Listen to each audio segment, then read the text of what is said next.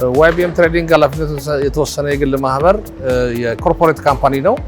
የአቶ ታመነ ጎበናና ቤተሰቦቹ ድርጅት ነው። በ104 ሚሊዮን ብር በ2013 ነሐሴ ላይ ተቋቋመ። በ2014 ደግሞ ምርት ማምረት የጀመረ ኩባንያ ነው። YBM ትሬዲንግ ኃላፊነቱ የግል ማህበር አሁን እየሰራ ያለው የአቮካዶ ፍሬን በመጠቀም ዘይትን ኤክስትራክት በማድረግ ከአቮካዶ ፍሬ ወደ ውጭ ሀገር ነው የሚልከው። ይህን ስራ ለመስራት 23 ህብረት ስራ ማህበራትና ከ45000 ገበሬዎች ጋር የገበያ ትስስር ፈጥረን ነው የምንሰራው። ይህን ስራ የምንሰራው በ100 ኪሎ ሜትር ራዲየስ ውስጥ ነው ያለን። በአሁኑ ሰዓት አቮካዶን ከነዚህ ከማህበራት በመቀበል እሱ ፕሮሰስ በማድረግ ወደ ጣሊያን ሀገር እየላክን ያለን ነው።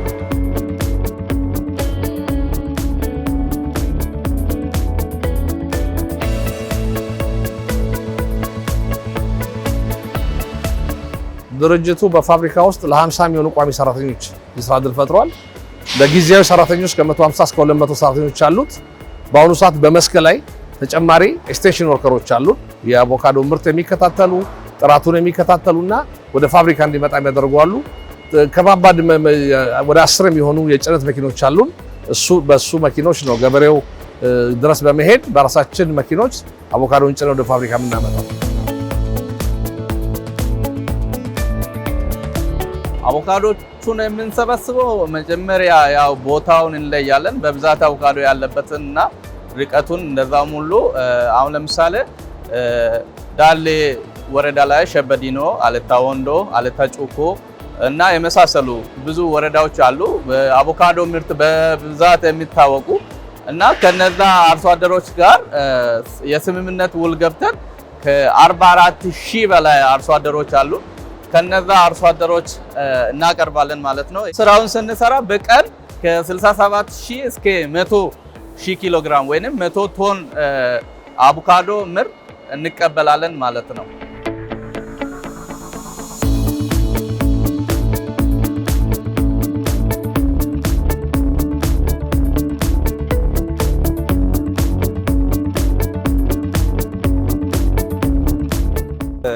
የአቮካዶ ምርት መጀመሪያ ከሶርሲንግ እንቀበላለን። ዲፓርትመንታችን ፕሮዳክሽን ዲፓርትመንት አለ፣ ሶርሲንግ አለ፣ ኳሊቲ ዲፓርትመንት አለ። ሶስቱ በመናበብ ኳሊፋይድ የሆነ አቮካዶ ወደዚህ ከገባ በኋላ ቼክ እናደርጋለን።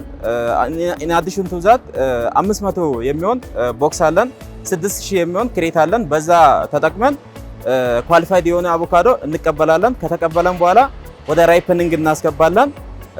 3 እስከ 4 ቀን ከቆየ በኋላ ሶርት እናስደርጋለን።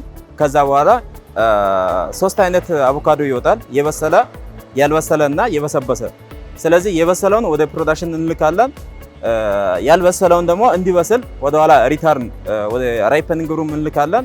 የበሰበሰውን ለብቻ አድርገን ደግሞ ፋርዘር ፕሮዳክሽን ስላለ እሱን ለብቻ እናስቀምጣለን። ወደ ፕሮዳክሽን ስላክ ደግሞ እስከ 100 ቶን የመፍጨት አቅም አለው ማሽኑ እና ባለን ሽፍት አሁን 2 ሽፍት ነው እየተጠቀመን ያለ ነው።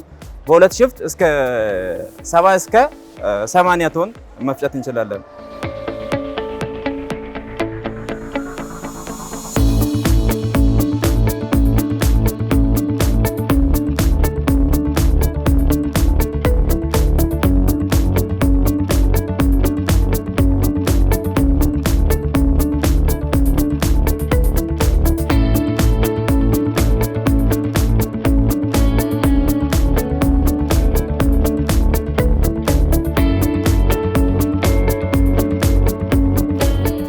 የዛነ ገበያ ነበረ። አሁን ይሄ ነገር ኢንዱስትሪ ፓርክ ከተከፈተ ወዲህ አቶ ታመነ ጎበና መባል ሰው ያለ የፋብሪካ ባለቤት እሱም አንዳንድ ምክር ይሰጠናል። ከዛ ከአክዋቶ የተረፈው ኮምፖስም ደግሞ በራሱ መኪና አንዳንድ ጭኖ እስከዚህ ያመጣልናል። ያ በዛ ኮምፖሶች ናቸው መጠቀም የቻልነው። አንዳንድ ምክርም ይሰጠናል። እዚህ እስከ እርሻ ድረስ ማሳ ድረስ መጥቶ አክዋቶ ጊዜው ሳይደርስ እንዳትቆርጡ እንደ በጊዜው ሲደርስ ቡላ ሲሆን በዛ ሰዓት ቁረጥ እያለ ስልጠናም የራሱ ሰራተኞችንም ይልከናል። አንዳንድ ራሱ መጥቶ ይጎበኝናል።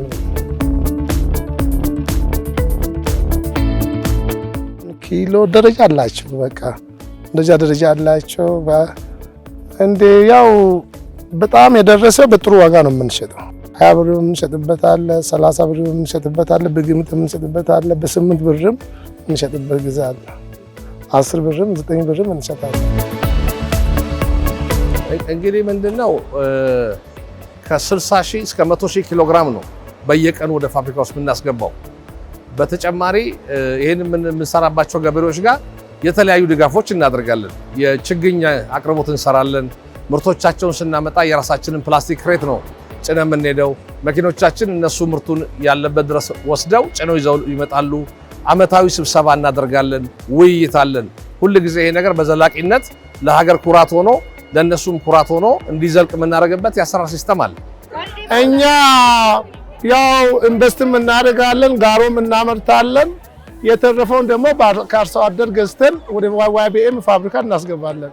እኛ በአርሶ አደር ያመጣው እንትንም የለም፣ ያገኘነው መሰብሰብ ብቻ ነው። በቀን 4-5 መኪና እናስገባለን። እስካሁን ድረስ 96000 ኪሎ ግራም ነው ዘይት ወደ ውጭ ሀገር የላክ ነው። እስካሁን በጣም ጥሩ ተቀባይነት ነው ያገኘነው። ገበያ እየመጣልን ነው፣ ጥያቄዎች እየቀረቡልን ነው። በዚሁ መሰረት አሁን በቅርቡ በሚቀጥለው ሳምንት ውስጥ ሌላ 2 ኮንቴነር ተጨማሪ እንልካለን። ስለዚህ በጣም የሚያበረታታ የውጭ ሀገር ምንዛሬ ለሀገራችን የሚያስገኝ ጥሩ ሴክተር ስራ ነው የምንሰራው። የሚገኘው በዚህ በይርጋለም አግሮ ኢንዱስትሪ ፕሮሰሲንግ ፓርክ ውስጥ ነው። በ100 ኪሎ ሜትር ራዲየስ ውስጥ ያሉ ገበሬዎች ጋር እንሰራለን። እንደሚታወቀው ሲዳማ ውስጥ በጣም ጥራቱን የጠበቀ አቮካዶ አለ። በዓለም ገበያም በጣም ተፈላጊ ነው። እሱን ፕሮሰስ እያደረግን ነው ወደ ውጭ ሀገር የምንልከው።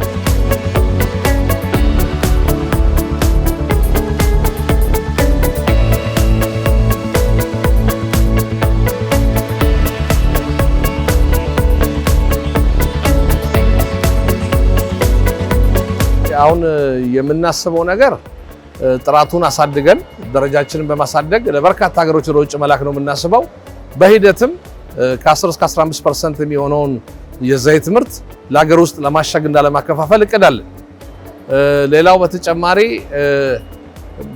ሌላ ኩባንያዎችን ተያያዥ ኩባንያዎችን በማቋቋም እዚሁ ኢንዱስትሪ ፓርክ ውስጥ የማስፋፋት ሰፊ እቅድ ይዘናል። እሱም በኢንዱስትሪ ፓርኩ የስራ አመራሮች ተቀባይነት አግኝቶ አብረን ለመስራት ዝግጅት ላይ ነው ያለነው።